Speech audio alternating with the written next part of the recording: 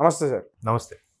So Sharmila గారు ఆమె అధ్యక్ష పదవి చేపట్టగానే ఆల్మోస్ట్ అక్కడున్న ప్రభుత్వాన్ని అటాక్ చేయడాన్ని మనం అందరం చూసాం. అయితే అభివృద్ధి ఎక్కడగా అని చెప్పేసి ఆమె అడిగింది.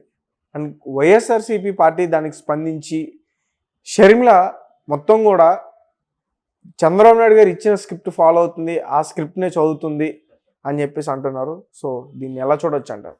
అంటే వైఎస్ఆర్సీపీ వాళ్ళకి ఒకటే విమర్శేమో అందరికీ. ఎందుకంటే పవన్ కళ్యాణ్ గారు మాట్లాడితే చంద్రబాబు గారు స్క్రిప్టే పవన్ కళ్యాణ్ ఫాలో అవుతున్నాడని, చంద్రబాబు గారు దత్తపుత్రుడని అన్నారు. సో ఇప్పుడు షర్మిల గారు కూడా చంద్రబాబు గారు దత్తపుత్రిక అంటారేమో త్వరలో మేబీ. ఎందుకంటే కానీ అలా అనడం వల్ల చంద్రబాబు నాయుడు గారు హైలైట్ అవుతున్నారు కదా సార్. అది వాళ్ళకి అర్థం అవ్వాలండి, అది వాళ్ళకి అర్థం అవ్వాలి కదా. ఇప్పుడు సేమ్ విమర్శ పవన్ కళ్యాణ్ గారికి చేశారు, అదే విమర్శ షర్మిల గారికి కూడా అంటున్నారు. రేపు పొద్దున షర్మిల ఫ్యామిలీ వైపు కూడా ఎంటర్ అవుతారేమో మెల్లమెల్లగా. పవన్ కళ్యాణ్ గారికి కూడా విమర్శించారు కదా, ఎంటర్ అయ్యారు కదా, ఇక్కడ కూడా ఎంటర్ అవుతారేమో. ఇంకదే విమర్శ అక్కడ సబ్జెక్ట్లో పవన్ కళ్యాణ్ తీసి షర్మిల గారిని పెట్టాలి. Same verb object same, subject verb object. Subject ఒకటి పవన్ కళ్యాణ్ తీసి షర్మిల గారు కాపీ పేస్ట్ లాగే ఉంది కదా. మరి వాళ్ళ గురించి ఎవరు విమర్శించినా కూడా చంద్రబాబు గారి స్క్రిప్టే అంటే ఇంకేముంది. చంద్రబాబు గారు చూసారా ప్రహ్లాదుడు సినిమాలో వాడు అంటాడు, హిరణ్యకశిపుడు ప్రహ్లాదుడు కన్నా హిరణ్యకశిపుడు ఎక్కువసార్లు నారాయణ నారాయణ అని తలుస్తుంటాడంట. ఎవడా శ్రీమన్నారాయణ, ఎవడా విష్ణు వెంకటేశ్వరుడు అన్నట్టుగా, ఎవడా విష్ణుమూర్తి అని కదా. అలాగా ద్వేషంతో అయినా వీళ్ళు వైసీపీ వాళ్ళు చంద్రబాబు పేరుని ఎక్కువ తలుస్తున్నారు జగన్ పేరుని కన్నా. అంటే అలా అనిపిస్తుంది. మరి ఇప్పుడు ఈవిడ విమర్శించి స్టార్ట్ చేస్తారు కూడా, ఇది కూడా చంద్రబాబు స్క్రిప్ట్ అంటే ఎలా?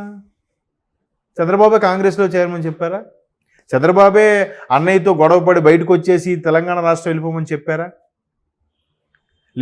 వైఎస్ విజయమ్మ గారికి కూడా చంద్రబాబే గౌరవ అధ్యక్ష పదవికి రాజీనామా చేయమని చెప్పారా? తెలియదు కదా మనకి. మరి వీళ్ళు చెప్పేది చూస్తే అలాగే అనిపిస్తుంది. ఆల్రెడీ ఆవిడ మీద అటాక్ స్టార్ట్ చేశారు షర్మిల గారి మీద. ఇంతకుముందు వైఎస్ షర్మిల అనేవారు, ఇప్పుడు మురుసుపల్లి సంథింగ్, మురుసుపల్లి ఆవిడ ఇంటి పేరు, అనిల్ గారి ఇంటి పేరు అనుకుంటా, మురుసుపల్లి షర్మిల గారని ఆల్రెడీ సోషల్ మీడియాలో స్టార్ట్ చేస్తారు అటాక్ ఆవిడ మీద కూడా. అంటే జగన్మోహన్ రెడ్డి గారు మిమ్మల్ని ఒక చెల్లిలా కాదు పెద్ద కూతురులా చూసుకున్న మిమ్మల్ని మీరు ఇలా అనడం భావ్యమా అన్నట్టుగా ఆల్రెడీ శుతిమెత్తగా స్టార్ట్ చేశారు. ఇప్పుడు ఆవిడ విమర్శిస్తుంది. ఎందుకంటే ఆవిడ బాధ్యత, ఆవిడ టాస్కే అది కదా.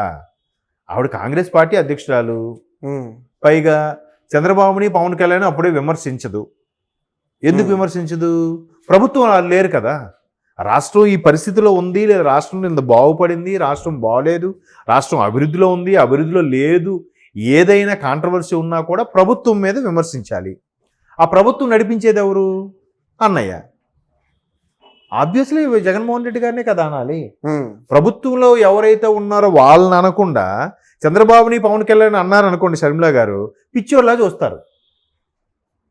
రాష్ట్రం ఇలా అయిపోవడానికి కారణం చంద్రబాబు అంటే ఎలా అవుతుంది? ప్రభుత్వంలో ఆయన లేడు. రాష్ట్రం ఇలా అయిపోవడానికి పవన్ కళ్యాణ్ లాంటి వ్యక్తులే అని అంటే కనీసం ఒక ఎమ్మెల్యే పదవి కూడా లేదు. ఇంకెవరిని విమర్శించాలి ఆవిడ? ప్రభుత్వం ఎవరిదుంటే వాళ్ళే కదా విమర్శించాలి. విమర్శిస్తుంది. దానికి మరి వీళ్ళు అన్నయ్యనే విమర్శిస్తున్నామనంటే ఎలా? అవన్నీ ఆలోచించుకొనే, అవన్నీ తెలుసుకొనే, అవన్నీ సిద్ధపడే ఆవిడ అందులోకి చేరింది. వాడు మీరైనా కాపు కాయాల్సిందే. ఆవిడ వేరే పార్టీకి వెళ్లకుండా, ఆవిడ ఆంధ్ర నుంచి వాళ్ళు వీళ్ళేమనుకున్నారంటే ఈవిడ ఆంధ్ర నుంచి తెలంగాణ వెళ్ళిపోయింది, తెలంగాణలో కీలకంగా ఉంటుంది, లేదంటే తెలంగాణ కాంగ్రెస్లో చేరుతుందో, లేదంటే తెలంగాణ కాంగ్రెస్ వైఎస్ఆర్ కాంగ్రెస్ పార్టీ తెలంగాణను పెట్టుకుని ఏదో ఉంటుంది, మనకు సంబంధం లేదులే, పక్క రాష్ట్రం వెళ్ళిపోయింది అనుకున్నాం. వీళ్ళు సైలెంట్ అయిపోయారు వీళ్ళు. అప్పుడు కూడా టీడీపీ వాళ్ళు విమర్శించారు. సొంత తల్లిని చెల్లిని కూడా బయటికి పంపించేసావు, ఇంకా మీరు ఇంకా నాయకుల్ని కార్యకర్తలు ఏం పట్టించుకుంటారులే అని టీడీపీ విమర్శించింది. విమర్శిస్తే దానికి వీళ్ళేమన్నారు, సొంత కుటుంబంలో కూడా చిచ్చు పెడుతున్నారు అన్నట్టుగా మాట్లాడారు. మరి చిచ్చు కాకపోతే ఈవిడెందుకు బయటికి వెళ్ళిపోయింది? ఈవిడెందుకు విమర్శనాత్మకంగా మాట్లాడింది? దట్టు ఎప్పుడైతే షర్మిల గారు తెలంగాణ కాంగ్రెస్తో బయట నుండి మద్దతు ఇచ్చి చేస్తారనుకున్నారో, జగన్మోహన్ రెడ్డి గారు కూడా స్టేట్మెంట్ ఇచ్చారు. నా కుటుంబంలో చిచ్చు పెడుతున్నారు, నా కుటుంబంలో విడిపోవడానికి మీ బిడ్డని ఒంటరిని చేయడానికి వీళ్ళందరూ కుట్ర పన్నుతున్నారన్నట్టుగా కూడా ఆయన ఒక మెడికల్ కాలేజ్ ఓపెనింగ్కి వెళ్ళినప్పుడు అదే స్పీచ్ ఇచ్చారు ఆయన, జగన్మోహన్ రెడ్డి గారు. మరి నిజమే, మరి మీరు కూడా మరి అటువైపు వాళ్ళకి విమర్శించినప్పుడు వాళ్ళు కూడా వాళ్ళ పార్టీలో కూడా చిచ్చు పెడుతున్నారు కదా. ప్రతిసారి కూడా ఎన్టీఆర్ గారిని వెన్నుపోటు పొడిచింది ఎవరంటే చంద్రబాబు అనే చెప్తున్నారుగా. అందుకే ఎన్టీఆర్ గారు చనిపోయారు అన్నట్టు కూడా మాట్లాడుతున్నారుగా. మరి అది ఆ కుటుంబంలో చిచ్చు కాదా కదా. షర్మిల గారు కాంగ్రెస్ పార్టీలో చేరింది, ఆవిడ మాట్లాడిన తర్వాత స్క్రిప్ట్ చంద్రబాబు నాయుడు గారు ఇస్తున్నారని చెప్తున్నారు. మరి జేడి లక్ష్మీనారాయణ గారు పార్టీ పెట్టినప్పుడు చంద్రబాబు నాయుడు గారి పేరు రాలేదు బయటికి. ఎక్కడ రాలేదు అంటే ఆయనే పెట్టించాడని. అదే అంటున్నాను కదండి. ఇప్పుడు జేడి లక్ష్మీనారాయణ గారికి కూడా, అంటే జేడి లక్ష్మీనారాయణ గారు పార్టీ పెట్టినా పెట్టకపోయినా వైఎస్ఆర్సీపీకి నష్టమే లేదుగా. వీళ్ళ పార్టీ ఓట్లు చీలిపోయే ఛాన్సెస్ అయితే లేవుగా. షర్మిలా గారు వస్తే మాత్రం ఖచ్చితంగా రాజశేఖర రెడ్డి గారి బిడ్డగా, ఆల్రెడీ రాజశేఖర రెడ్డి గారి నేముని ఫేమ్ని ఎంజాయ్ చేస్తున్న అనుభవిస్తున్న జగన్మోహన్ రెడ్డి గారికి బిడ్డ కొంత తీసుకెళ్ళిపోతుందా కదా.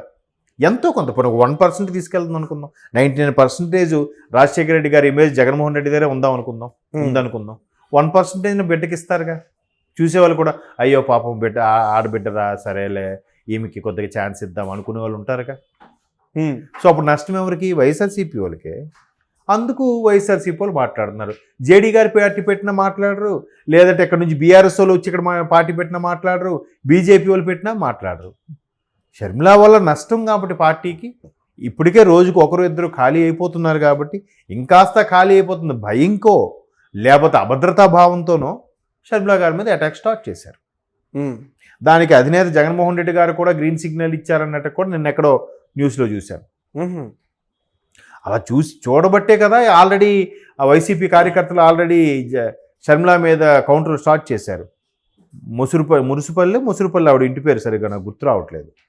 మున్సిపల్లి షర్మిల గారు, మీకు ఇది గుర్తు లేదా? మీ అన్నయ్య మీకు ఒక తండ్రిలా చూసుకున్నాడు, మీకు ఇది గుర్తు లేదా?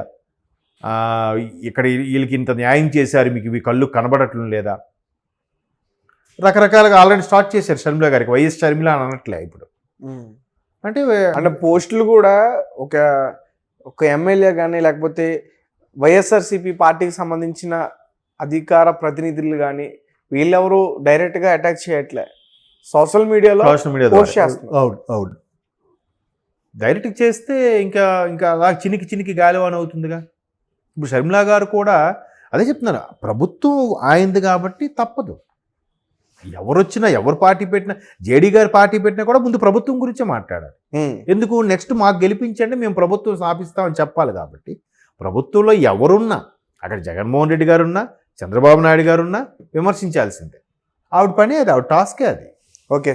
సో ఇప్పుడు మరి చెల్లెలుగా చూసారా, తమ్ముడు మనవాడైనా న్యాయం కరెక్ట్గా చెప్పాలి అన్నట్టుగా మరి చెల్లి అనేది మాట్లాడినా అక్కడ చెల్లి లేదు, రాజకీయాలు అందరూ ఒకటే. వృత్తి వేరు, ప్రవృత్తి వేరు, రిలేషన్స్ వేరు. ఓకే. కాబట్టి అటాక్స్ జరుగుతుంటే ఇప్పుడు షర్మిల గారి మీద కూడా అటాక్స్ స్టార్ట్ చేశారు మీరు అన్నట్టు త్రూ సోషల్ మీడియా ద్వారా స్టార్ట్ అయ్యింది కదా. ఇప్పుడు కూడా షర్మిల గారు కూడా ఏ స్థాయిలో విమర్శిస్తారో చూద్దాం. అది కూడా ఆవిడ ఖచ్చితంగా ప్రభుత్వం స్టార్టింగ్ డే నుంచే అటాక్ స్టార్ట్ చేస్తారని నేను అనుకుంటున్నాను. అదే చెప్తున్నారు కదండి, ప్రభుత్వం కూడా స్టార్ట్ చేయాలి. పైగా రాజశేఖర రెడ్డి గారి బిడ్డ జగన్మోహన్ రెడ్డి గారికి ఏ నేము ఫేమ్ ఉందో దాంట్లో ఈవిడికి కూడా భాగం ఉంది. ఎందుకంటే పైగా రాజశేఖర రెడ్డి గారికి జగన్మోహన్ రెడ్డి గారి కన్నా షర్మిల గారి అంటేనే ఎక్కువ ఇష్టమని అందరికీ తెలిసిన విషయమే కదా. కాబట్టి ఖచ్చితంగా ఆవిడకి ఇంకా జనాలకు అలాగే వెళ్తుంది. రాజశేఖర రెడ్డి గారి పరిపాలన మళ్ళీ నేను తీసుకొస్తా, ఇప్పుడు రాష్ట్రం మళ్ళీ వెనక్కి వెళ్ళిపోయింది ఈయన పరిపాలనతో అని ఏదో చెప్పడము, ఎంతో కొంత ఓటింగ్ పర్సెంట్ని పెంచుకునే ప్రయత్నం ఆవిడ చేస్తుంది.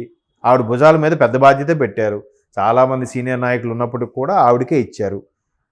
చాలామంది అనుకునేది ఏంటంటే జగన్మోహన్ రెడ్డి ఎక్కుపెట్టిన బాణం షర్మిల గారని అంటున్నారు. నేనేమనుకుంటున్నానంటే కాంగ్రెస్ ఎక్కుపెట్టిన బాణం షర్మిల గారు జగన్ మీదకి.